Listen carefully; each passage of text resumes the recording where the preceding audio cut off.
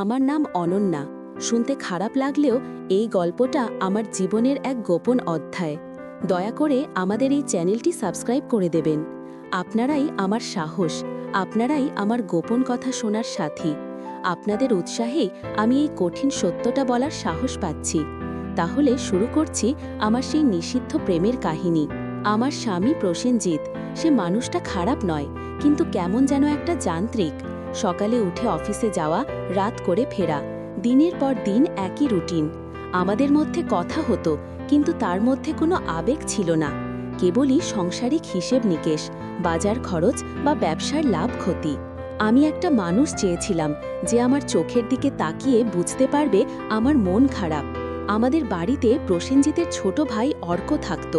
সবাই তাকে অর্ক নামেই ডাকত, কিন্তু আমার কাছে সে ছিল কেবলই দেবর। সে তখন সবে কলেজের শেষ বর্ষে, বয়সে আমার চেয়ে প্রায় ৬-৭ বছরের ছোট। দেখতে শান্ত, শ্যামলা বরণ, কিন্তু চোখ দুটো ছিল খুব গভীর। তার মধ্যে কেমন যেন একটা অস্থিরতা সবসময় লক্ষ্য করতাম। প্রসেনজিৎ আর আমার মধ্যে ঝগড়া যখন হতো, তখন অর্ক নিজের ঘরে চুপচাপ থাকত, কিন্তু আমি জানি সে সব শুনতে পেত। দিনের বেলায় যখন প্রসেনজিৎ অফিসে চলে যেত আর আমার শাশুড়ি বিকেলে তার বন্ধুবান্ধবদের সাথে গল্পে ব্যস্ত থাকতেন, তখন আমি একাকী হয়ে পড়তাম। একদিন বিকেলবেলা বাইরে ছিড়ছিড়ে বৃষ্টি পড়ছিল। আমি বারান্দায় চুপ করে বসে কফি খাচ্ছিলাম। মনটা সেদিন ভীষণ খারাপ ছিল। সকালে প্রসেনজিৎ একটা সামান্য বিষয় নিয়ে খুব কটু কথা শুনিয়েছিল। তোমার বুদ্ধিটা দিন দিন কমছে অনন্যা, তুমি কি কোনোদিন নিজেকে বদলাবে না? কথাটা আমার মনে কাঁটার মতো বিঁধেছিল। আমি তখন কাঁদিনি, কেবল চুপ করেছিলাম। বৃষ্টির শব্দে যখন চারপাশটা নিস্তব্ধ, তখন আমার পাশে এসে দাঁড়ালো অর্ক। তার হাতে একটা বই। সে আমার দিকে একবার তাকালো, তারপর আবার বইয়ের দিকে। কিন্তু আমি জানি সে কিছু একটা বলতে চাইছে। সে ধীরে ধীরে আমার পাশে এসে বসল। তারপর খুব আস্তে করে, যেন কোনো গোপন কথা বলছে, ঠিক সেইভাবে জিজ্ঞেস করল, বৌদি, তোমার মন খারাপ কেন? এই একটা প্রশ্নে আমার ভেতরের বাঁধটা যেন ভেঙে গেল। এই কথাটা শোনার জন্য আমি কত দিন ধরে অপেক্ষা করছিলাম। আমার স্বামী, আমার প্রিয় মানুষটা, কোনো দিন আমাকে এই প্রশ্নটা করেনি। আর আজ একটা অল্প বয়সী ছেলে, আমার দেবর, সে আমাকে এই প্রশ্নটা করল। আমার চোখ ভিজে এলো। আমি কোনো কথা বলতে পারলাম না, শুধু মাথা নিচু করে রইলাম। অর্ক তখন আমার দিকে ঝুঁকে এসে বলল, কাঁদবেন না বৌদি, আমি জানি দাদা মাঝে মাঝে খুব বাজে কথা বলে, কিন্তু আপনি তো ওরকম নন, আপনি তো সবার খেয়াল রাখেন। ওর এই কথাগুলো আমার কাছে একটা বিরাট সান্ত্বনা হয়ে এলো। আমার মনে হলো এই প্রথম কেউ আমাকে দেখছে, আমাকে বোঝার চেষ্টা করছে। আমি উঠে দাঁড়িয়ে কোনো কথা না বলে রান্নাঘরের থেকে চলে গেলাম, কিন্তু সেই মুহূর্তটা আমার মনে গেঁথে গেল। সেই দিনের পর থেকে আমাদের সম্পর্কটা একটু অন্য রকম হয়ে গেল।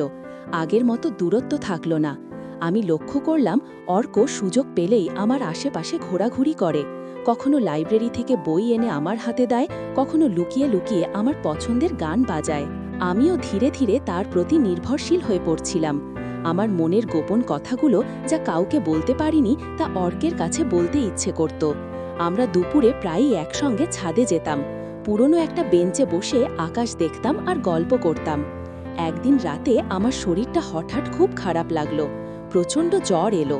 প্রসেনজিৎ তখন ব্যবসার কাজে অন্য শহরে ছিল। শাশুড়ি তার ঘরে ঘুমোচ্ছিলেন। আমি একা ঘরে শুয়ে ছটপট করছিলাম। হঠাৎ অর্ক দরজায় টোকা দিল, বৌদি, আপনার কি খুব কষ্ট হচ্ছে? আমি বললাম, হ্যাঁ অর্ক, শরীর তো ভালো লাগছে না। সে তখন এক গ্লাস জল আর একটা ব্যথার ওষুধ নিয়ে এলো। সে আমার পাশে বসে রইল। আমার কপালে হাত দিয়ে দেখল, উফ, এত জ্বর, আপনার তো বরফ দেওয়া দরকার। সে তখন নিজের হাতে ফ্রিজ থেকে বরফ এনে আমার কপালে আলতো করে দিতে লাগলো। সেই সময় ওর হাতটা আমার কপালে লাগতেই আমার মনে হলো যেন একটা অচেনা শীতলতা আমার ভেতরের কষ্টটাকে ভুলিয়ে দিচ্ছে। ওর চোখ দুটো তখন খুব উদ্বেগে ভরা ছিল। আমি বললাম, তুমি যাও অর্ক, তোমার ঘুম নষ্ট হচ্ছে। না বৌদি, আমি আপনার কাছেই থাকি, জ্বর না কমলে খারাপ লাগবে। আমি চোখ বন্ধ করে রইলাম। এই প্রথম আমি কোনো পুরুষের হাতের স্পর্শে এমন একটা নির্ভরতা অনুভব করলাম। এই স্পর্শে কোনো লোভ ছিল না, ছিল কেবল সরল যত্ন। রাত তখন অনেক, আমার ঘুম ভাঙল। দেখলাম অর্ক মেঝেতে মাদুর পেতে শুয়ে আছে। আমার খাটের ঠিক পাশে। ও ঘুমিয়ে পড়লেও ওর হাতের একটা আঙুল আমার চাদরের কোণটা আলতো করে ছুঁয়েছিল, যেন সে ঘুমের মধ্যেও আমাকে আগলে রাখছে। আমার ভেতরে এক ঝড় উঠল। আমি বিছানা ছেড়ে নামলাম, নিঃশব্দে ওর পাশে হাঁটু গেড়ে বসলাম। চাঁদের আবছা আলোয় ওর শান্ত মুখের দিকে তাকিয়ে রইলাম। এই ছেলেটা আমার দেবর, আমার স্বামীর ছোট ভাই, অথচ আজ সে আমার কাছে পৃথিবীর সবথেকে প্রিয় নিরাপদ মানুষ।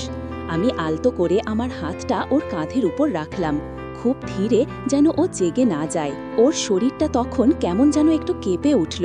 হয়তো সে জেগেছিল, কিংবা আমার স্পর্শের উষ্ণতা তার ঘুমে ব্যাঘাত ঘটালো। আমার মনে হলো ওর শরীরের দিকে তাকিয়ে থাকার সময় আমার শরীরে এক অদ্ভুত উত্তেজনার সৃষ্টি হচ্ছে। আমার মন যেন সব সামাজিক বাঁধন ভেঙে দিতে চাইছে। আমি নিজের ওপর আয়ত্ত হারাচ্ছিলাম। আমি আরও একটু ছুটে এলাম ওর দিকে। এই প্রথম আমি অনুভব করলাম আমার শরীরের ভেতরের কোনো এক গোপন আকাঙ্ক্ষা আমাকে পাগল করে তুলছে। ওর কাঁধের ওপর আমার হাতটা তখন আর কেবল স্পর্শ নয়, বরং এক অধিকারের মতো। আমার ইচ্ছে হলো ওকে খুব শক্ত করে জড়িয়ে ধরি, ওকে বলি, অর্ক, তুমি আমাকে ছেড়ে যেও না। সেই রাতের পর থেকে আমার ভেতরে একটা ভয় আর আনন্দ মিশে থাকত। আমি জানতাম আমাদের এই সম্পর্কটা সমাজের চোখে পাপ, কিন্তু প্রসেনজিতের অবহেলায় আমার মনে যে ক্ষত তৈরি হয়েছিল, অর্কের যত্ন আর সরলতা সেই ক্ষতগুলোকে জুড়িয়ে দিচ্ছিল। আমরা আরও কাছে আসতে লাগলাম। আমাদের কথাগুলো গভীর হতে থাকলো। আমরা প্রায়ই রাতে বাড়ির পেছনের বারান্দায় বসতাম। সেটা ছিল খুব আড়াল করা জায়গা। একদিন রাতে আমি ওকে বললাম, অর্ক, তোমার চোখ দুটো এত শান্ত কেন? সে আমার দিকে হাসি মুখে তাকালো। শান্ত তো নয় বৌদি, আপনার জন্য অস্থির থাকে। ওর কথা শুনে আমার বুক কেঁপে উঠল। কি বলছো তুমি এসব? সত্যি বলছি। আপনি যখন মন খারাপ করে থাকেন তখন আমার খুব কষ্ট হয়, মনে হয় আপনার সব কষ্টগুলো নিজের করে নিই। ওর কথাগুলো আমার হৃদয়ে তীব্রভাবে আঘাত করল। একজন স্বামী যা কোনো দিন বলেনি, একজন দেবর সেই কথাগুলো বলছে। আমি ধীরে ধীরে ওর দিকে ঝুঁকলাম। তুমি কি আমায় ভালোবাসো অর্ক? জিজ্ঞেস করলাম আমি। সে কোনো উত্তর দিল না, শুধু তার হাতটা বাড়িয়ে আমার হাতটা ধরল। তার স্পর্শে আমার মনে হলো যেন আমার শরীরে বিদ্যুৎ খেলে গেল। তার হাতের উষ্ণতা আমার সব দ্বিধা ভেঙে দিল। আমি আমার জীবনের সব না পাওয়া ভালোবাসা ওর স্পর্শে খুঁজে পেতে চাইছিলাম। আমি নিজের ওপর আর নিয়ন্ত্রণ রাখতে পারলাম না। আমার ইচ্ছে হলো সে আমাকে আরও কাছে টেনে নিক।